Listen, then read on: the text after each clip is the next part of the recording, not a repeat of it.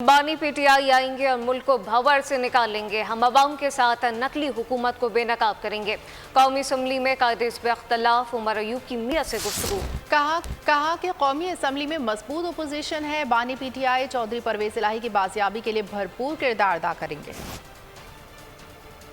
Opposition है कौमी assembly में और हम लोग अपने महबूब कायद जनाब वज़ीर आज़म इमरान खान साहब की बाजियाबी के लिए, चौधरी परवेज़ इलाही साहब के लिए, शाह महमूद कुरैशी साहब के लिए, अपनी ख़वातीन जो हमारे पाबंद सलासल हैं, हमारे मर्द हज़रात जो पाबंद सलासल हैं और 108 हमारे जो कैदी मिलिट्री कोर्ट्स के ज़रिए वो पाबंद सलासल हैं, उनकी रिहाई के लिए हमने अनथक मेहनत करनी है।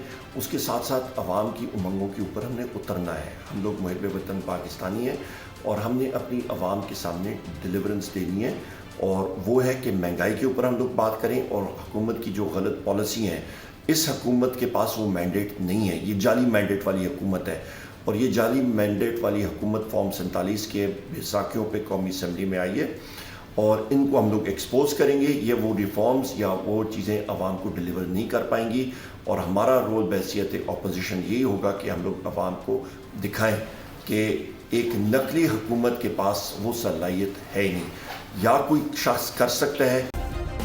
सब्सक्राइब करें और बेल दबाएं ताकि कोई खबर रह न जाए।